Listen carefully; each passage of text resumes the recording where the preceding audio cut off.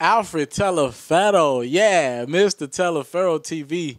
Hey guys, I'm coming with an intro soon. I'm gonna come with an intro soon. I'm telling y'all, it's gonna be dope. My website is MrT.com. I can't believe we are so close to the day. What we like 3-4 days out this Saturday, April 15th. Excuse me, it's MrT.com. Promote anything that you need to promote. Everybody that's emailed me, listen to me. Tomorrow, I am going to get back to every single email, like 400 to 500 emails, DMs. I'm going to get back to every single email, DM. That's crazy. I be getting like DMs from people who don't even follow me. Like people be hitting me, DMing me, and I be like, damn, I got all these DMs. I wish people could see my DMs and how popping they was. Because I'm in the business of like talking to a talent agency and stuff like that. And I don't really do like a lot of followers on my socials like that. I'm trying to pick it up now. So I look at like my feeds and everything like that, and I'm popping in my DMs. I'm like, sheesh, everybody want interviews, contact for business, and I'm like, okay, maybe y'all should follow me first, and then we could do business. I might have to make a rule that you got to follow me first to do business, because I could use those followers to increase my profile. As I'm gonna be honest with y'all, try to keep it honest with my subscribers as possible. Looking for a talent agency, man. Things been picking up for me. My interviews have been doing extremely well. A lot of my old content doing extremely well. I put out a lot of my interviews. So I'm looking at Black Youngsters at 200,000 views in a week and a half. I don't know too many people doing those type numbers. All right, think about it. 200,000 views on an interview, a 30-minute interview. Maybe Breakfast. I mean, of course, Breakfast Club can. Hot 97 can. Sway with a heavy hitters and a good interview can. I mean, Big Boy can. But I mean, if you really think about it, consistently doing big numbers on interviews, and I'm not getting interviews like that. We work hard for every interview that we get. I don't know too many people who can tell you that, look, I can bring you this many amount of people. All right, so I'm looking for a talent agency right now. So if y'all want to reach out to me, y'all know somebody that's doing a great job with talent. They got to be legit now. I ain't trying to start up from the bottom with no agency without a plan. But I'm looking for some big boy talent agencies to kind of reach out to me and so I can enhance this business, man. It's all about making it and taking things to the next level. Today's a really great show, honestly. I'm going to be honest with you. It's a really great show. We're pretty much first segment going to talk Kendrick Lamar. And second segment, we're going to talk Russell Westbrook and mostly LeBron James today. So we're going to go Kendrick Lamar. Pretty big today. Today is Tuesday. The album comes out Thursday night, pretty much Friday morning. It's going to be the talk of the town. I'm so excited. The track list has just been unveiled. TDE's promoting it. Kendrick's promoting it like crazy. I'm happy for the entire TDE family. This is going to be a huge project for them. We'll talk a few things. We'll talk about the track list, everything. And we're going to have fun with this project. I'm not going to lie to you guys. Let me fix my seat a little bit. All right, and let's get into it. We are talking Kendrick Lamar. Kendrick Lamar's album, we got a title for it. It's Damn. A lot of people thought it might be Humble. A lot of people thought it would be The Heart Part 4. We thought a lot of things. But the name of the project is Damn. And you could take that a few places. I'm really interested in seeing what in the hell is the meaning behind the title Damn. The track list came out. 14 songs. Number 1, Blood. 2, DNA. 3, Yah. 4, Element. 5, Feel. 6, Loyalty, featuring Rihanna. We'll get to more of that in a second. 7 is Pride. 8, Humble. 9, Lust. 10, Love. 11, XXX featuring U2, which is a big group, a huge pop group. 12 is Fear. 13 is God. And 14th is Duckworth. So every track you see on the project of Damn by Kendrick Lamar releasing this Thursday night is one word. That means he's going to bring some context to all of these words. And I'm pretty excited about this. I'm not going to lie. When I seen Rihanna, I'm like, dang, man, Rihanna hasn't been involved in the last couple months in 2 huge projects, features, all right? She was on Future's album, the second one, and she is now on Kendrick Lamar's album. So this is a really good look for Rihanna, who's putting some classic verses on these projects. And I'm pretty sure it's going to continue with Kendrick's album this Weekend. All right, the Hendrix project is the project that I'm talking about that Rihanna is featured on. And the name of the track is called. What is the name of that track? I forgot the name of the damn track. Was it Coming Out Strong? I forgot the name of the track, guys. Whatever. All right. Huge gift for Kendrick Lamar to have Rihanna on this project. I expect nothing but excellence from her. She is an absolute genius in the booth. And the name of the track is Selfish. What the hell am I thinking? Coming Out Strong is the Weeknd's track. I'm losing it, guys. I'm very excited for this project. Very excited for this project. More about the project. For me, I'm not a Kendrick Lamar fan. I'm not a Kendrick Lamar supporter. It's not who I've been. But I love great music. I really do. I love great music. Not decent music. Not borderline good trap music. I like great music. I don't care who makes it. I like great music. And one thing I can't take away from Kendrick is he's put out great music in the past. Now, I am not a To Pimp a Butterfly fan. I've said that on countless podcasts, vlogs in the past. It's just not who I am. It's just not me. So that project wasn't for me, but I can acknowledge greatness, and I understand you win Grammys. I understand that project hit somebody. It ain't for me. Untitled went over my head. I didn't like that either. It was an EP. Came out last year. It wasn't for me. Was not for me. But Good Kid, Mad City, top 25 albums of all time for me. All right? Rap, hip-hop, R&B.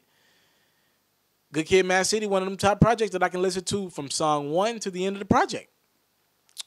And it looks like Kendrick Lamar is getting back to that world of not feeling like he has to be just the activist, but just rapping and giving us great music and telling us what's on his mind. But unlike To Pimp a Butterfly, it feels like he's just more organically making music that can be played in clubs, that can be played on radio. And I like this. This is great for the culture. You just can't play This Dick Ain't Free. You can't play it on the radio like you want to. I'm sorry. You just can't. That was more of a poetic, snap your fingers type ordeal with To Pimp a Butterfly. It wasn't for me. Again, maybe later on in life I'll cherish that project more, but it wasn't for me. I'm actually excited about this project. I love the rollout. I love the Heart Part 4, address Big Sean, address Drake possibly as well. That's the new thing with rap. You drop that song that's not going to be on your project. J. Cole did it. Or even if it is going to be on your project, you kind of let that record, when you air out whoever you have beef with, you let it be the lead, or you have some kind of issue with, you let it be the lead song, and you draw that attention to your project that's coming out in the next week or two. In this instance, TDE's putting out this project 3 weeks since the Heart Part 4 dropped. They released Humble. Humble is Kendrick's highest charting rap song in the top 200. I think it's like top 25 right now. As a matter of fact, since Eminem is the highest charting rap song on Billboard, period, all right, in its first week of appearance on Billboard in the Hot 100. So, I mean, congratulations to Kendrick. I love the rollout. I love what Humble represented. Be humble, little bitch. I've said this myself. I think we all can use being humble a little bit. I think we all suffer from when we see a little money or a little bit of success, we forget where we came from. And I think we all can at some point in our lives be humble. Slow down. Chill out. You doing good, but there's somebody doing better, and we all serve a God that's better than what we could ever be. So I love the projects, the meaning behind the project, and I'm very excited for a Kendrick Lamar project. I'm gonna be honest. I wasn't on Kendrick Lamar, Good Kid, Mad City. I wasn't on him at that point. Remember, I just seen him at the BET Hip Hop Awards, and I was like, who is this guy taking all these awards? So I checked him out, and Good Kid, Mad City was dope. I can't even hate on it. It was just a dope project. My homies don't listen to Kendrick Lamar like that. I'm gonna be honest with you. People from hood, people that I grew up with, people that I just talk to about music on a daily basis, they don't listen to Kendrick Lamar. All right? If they're going to take it to that conscious side of rap, they'd rather listen to J. Cole. They'd rather, and this is just down south, just telling you from what my area is doing. They'd rather take it to J. Cole for the most part. If they're going to do that conscious down south, I think J. Cole's music is a little bit more relatable, a little bit more catchy, melodic type ordeal. It's just how it is.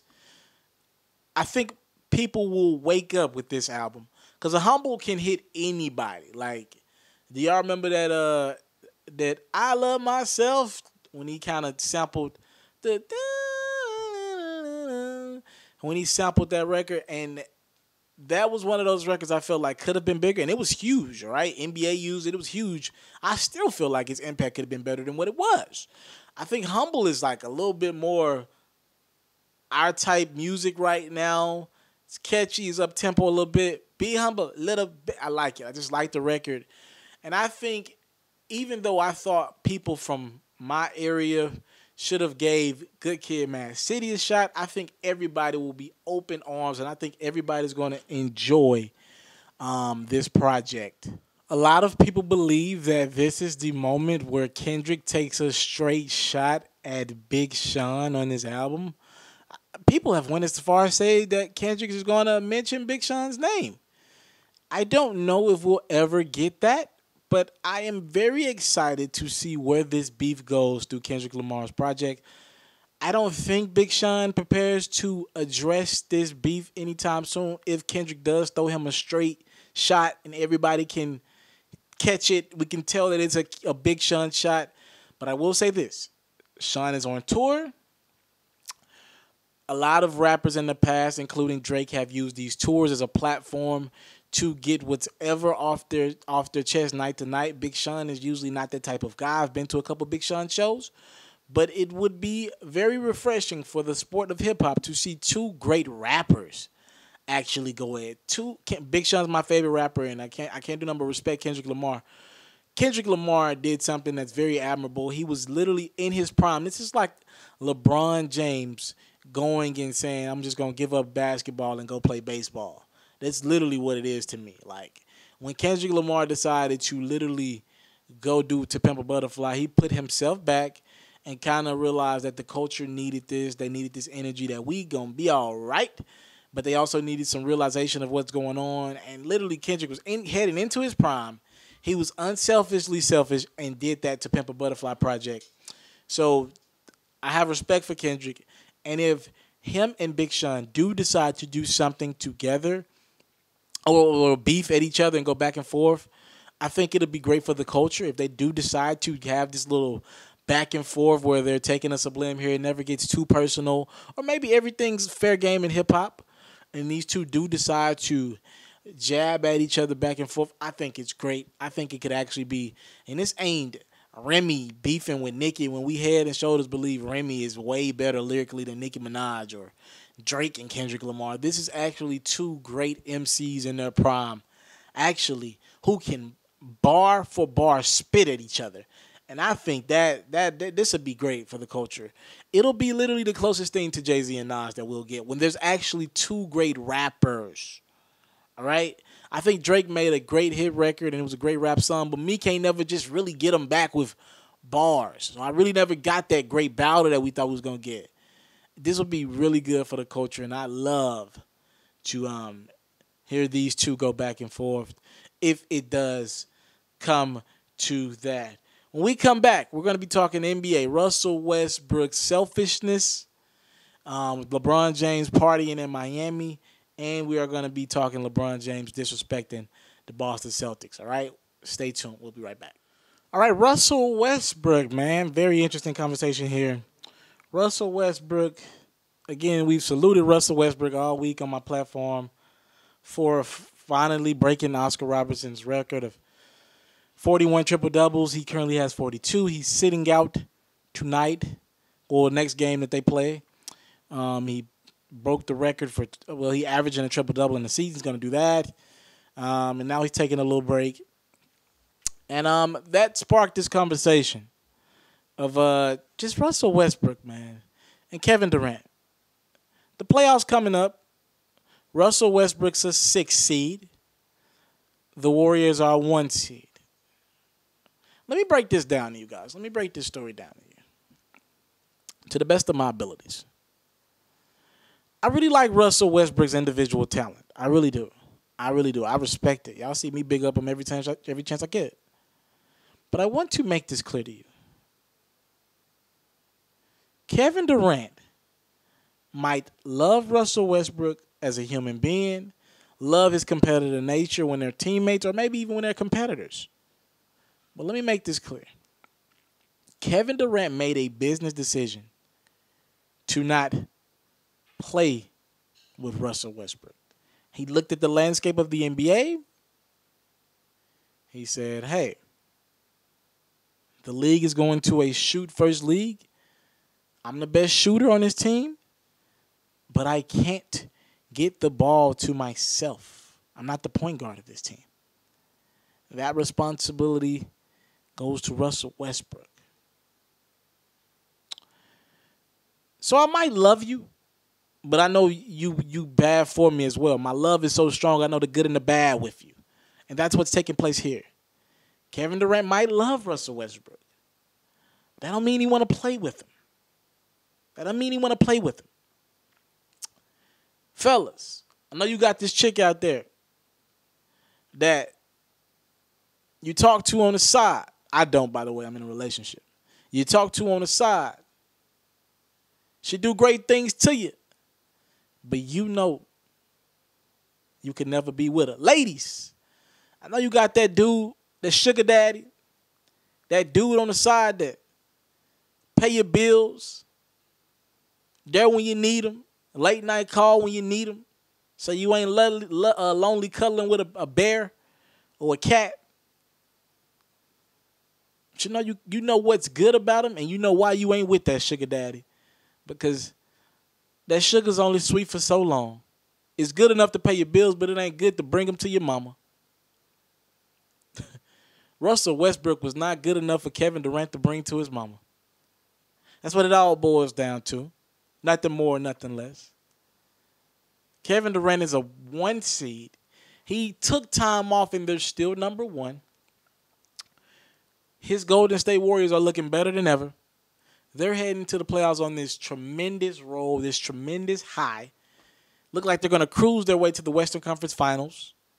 Maybe go 6 games with the Spurs, if that. And he's heading to the finals. Russell Westbrook, I'd be shocked if they got past the Houston Rockets. Shocked. Too much firepower. Now, I think they can take them 6 games. The Thunder ain't getting past the Rockets this year. Russell Westbrook, man. Great talent. But it's me. You're a fool if you don't think Russell Westbrook was going after a triple-double and going after MVP this season. If you watch the game and you have a little bit of basketball acumen, you can literally see him playing in games when they're up 20, down 20 in the fourth, late in the fourth, trying to force feed assists. He was going for it. And to each his own, it's an incredible feat. Who wouldn't want to go for a triple-double? But I'm telling you, that mentality is what drove Kevin Durant out of town. There was a window for Russell Westbrook, and we're told that Russell Westbrook and Kevin Durant talked right before Westbrook left town, and before Durant left town and went to Golden State, and he was like, last offseason, what do you need me to do to be a better teammate? What can I do? Here's the thing. Westbrook, you would never have obliged, maybe for a couple games, with what Kevin Durant needed you to do. He needed you to be a point guard. They didn't think to make plays first, but thought to get Kevin Durant involved first, and you be the second guy. You be the Kobe to his Shaq. Can always be lethal, but we understood that Shaq was the number 1 viable option. It got to the point where Kobe was too good for Shaq. Russell Westbrook was too good to be Robin to Kevin Durant, who needed to be Batman. In this league, the Thunder would have been better with Durant as the best player, not with Westbrook as the guy trying to be the best guy and take shots down the stretch. The reality of the situation. Let's keep it moving. We are talking LeBron James. All right, so for those who don't know, LeBron James, Kyrie Irving didn't play against the Miami Heat last night. The Cavs lost in overtime in a game that they should have won. They were up like 10 points in the end of the fourth quarter. Heat came back and won. Heat closing in on the playoff spot now because the Cavs laid an egg. Conversation for today is LeBron James was out partying. not playing basketball. And a lot of people are like, wow, you'd rather party in Miami instead of play basketball and compete for the number 1 seed? Because now the Boston Celtics, all they have to do is win their last game and they're the number 1 seed. I'm going to tell y'all what's up in this story. First and foremost, LeBron James is a grown man. He can party whenever he wants to. He's earned that right as a grown man. Do you party when you want to? But don't try to judge this man just because he plays basketball on TV for a profession. You party whenever the hell you want to. Don't judge that man for going out when his... Do you go... If your job sends you out of town, if it does, because most of you guys just be talking and your job wouldn't send your ass 2 feet. If your job send you out of town, you mean you don't go and enjoy yourself a drink? Stop trying to judge him because he's in the NBA. He get to do whatever the hell he wants to. He's LeBron James. He's paid his dues to the game of basketball. Have you paid 14 years to your profession? I'm just asking.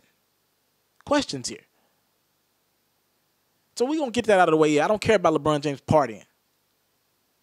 But let me tell you what this says about this number 1 seed. LeBron James has made the finals 5 times in his career as a 2 seed. You hear me?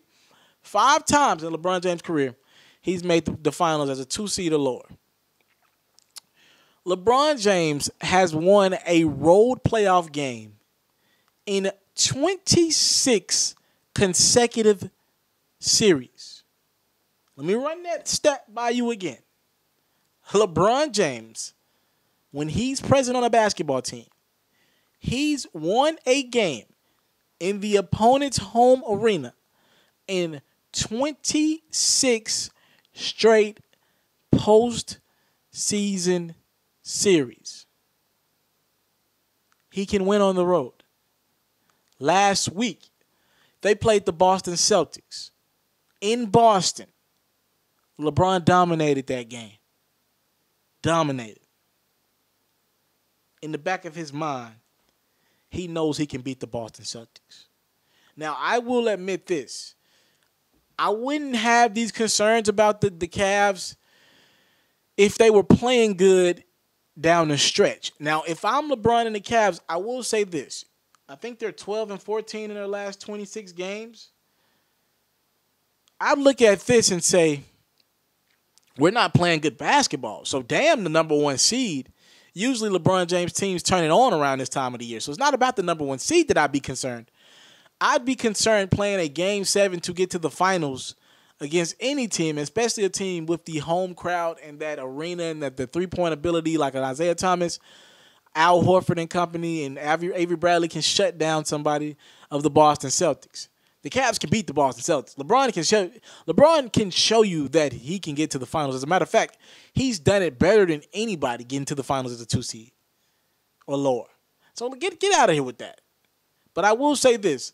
LeBron should be worried about not playing great basketball down the stretch. That's what he should be worried about, is because this Cavs team is struggling. They are terrible on defense. They absolutely suck. They suck. It's not a good team to watch on defense right now. They suck. And this team is built for the Golden State Warriors, not to get through the Eastern Conference. So those 4-game series sweeps that we're so used to LeBron James having in the first round, I don't think you're going to get them this year. Looks like they might play Indiana or Miami in the first round. Indiana just gave the Cavs trouble last week. The Miami Heat have, of course, LeBron played there, so you know that crowd arena, if they can get in the damn game, they're so late to the damn arena. If Miami's there and the crowd's there, you know they're going to be thunderous because LeBron James played there in the past, and it's a different atmosphere in the playoffs. If they were to play the Chicago Bulls, they've beaten the Cavs 4 straight times this season. So I don't think there's any 4-game sweeps, which is LeBron, what he usually does in the first round of the playoffs. And I will be honest with you, this is why I'm picking the Warriors. I think that 4-game sweep in the first round might turn into a 5-6-game series in the first couple rounds. By the time they get to the Eastern Conference Finals, I think they can go 7 games with Boston. And by the time you get to the finals, if you get to the finals, which I'm expecting them to do, I think they'll be worn out. Now, that's why I'm picking the Golden State Warriors to win a championship. It's just that simple. It's just that simple. When we come back, Telefero's take. I don't know what I'm going to do for Telefero's take, but by the time we come back, I'll have something. Be right back. All right, Telefero's take for April 11th, 2017. Speak straight from the heart. That's what I usually do right here. This is my final just something that's on my mind today. I just read this this article and I watched this interview from Vlad TV. All right, Boosie is coming out with a new album called Tupac. Now this comes just a few days after Trey Ave said he's coming out with an album called Tupac. And I sat there and thought to myself, what is the fascination with rappers wanting to be like Tupac? Have nothing but respect for Boosie. Have nothing but respect for Boosie. It's just a question that I'm posing to you guys. You see, I got love for Tupac. Got love for his legacy. Before my time, but it is my time if it makes any sense, because his legacy has transcended generations. But I want to make this clear. As great as Tupac was, there was a lot that came with it. That brother had the heat of a lot of people. Now, do I agree with every little thing Tupac did? No. I agree more or less with what that brother stood for. I really, really love what Tupac stood for. And for that alone, the courage that he gives my people, I have nothing but love for him.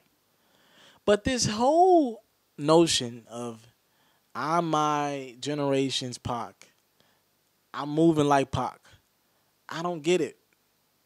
I don't understand why people want to be classified in the same breath of somebody who didn't get to complete his life. The brother didn't get all of what he had. Think about what Tupac would be doing today. You know? And I love honoring him. It just went into the Rock and Roll Hall of Fame last weekend. I love that. But at the same time, we have to understand, man, this thing didn't end well for him. Didn't end great. I ain't really going to, out of respect, I'm not just going to take it too much further than that. I have no problem with artists paying respect to Tupac, but let's be real about the situation. That thing didn't end well. And I'm being modest, and I'm just really kind of beating around the bush with it. I don't understand I want to be Tupac or I'm Tupac. I just don't get it. Maybe you guys in the comment section can help me out with this and any other thing that you like, want to talk about. Talk to me in my comment box below. Again, that's where you can get that feedback from me. Tell me how I'm doing. Do you like these longer podcasts? A lot of people say they like the longer podcasts. Again, my website, it's MrT.com. Relaunches April 15th. What the hell did I just do? I'm not doing that again. April 15th this Saturday. If you rock with me, you'll comment that April 15th in the comment section below. Thank y'all for the time, love, support that y'all showing me. We talked Kendrick, Big Sean. We talked, what in the hell is that? We talked to Russell Westbrook, LeBron James. About an hour show, right? Somewhere close to it, man. I'm giving y'all my time, my commitment, my everything to this. And April 15th, we're going to culminate everything. Thank y'all so much for this love that y'all been showing me. I'm out. If you're looking to book me for an interview video or by phone, if you're looking to have your music or your skill featured on my daily podcast, if you're looking to book me for a speaking engagement to help motivate some kids, if you're looking to have me rock some of your clothing to help promote your brand, make sure you hit me up at booking@mrteleferro.com. Again, that's booking@mrteleferro.com.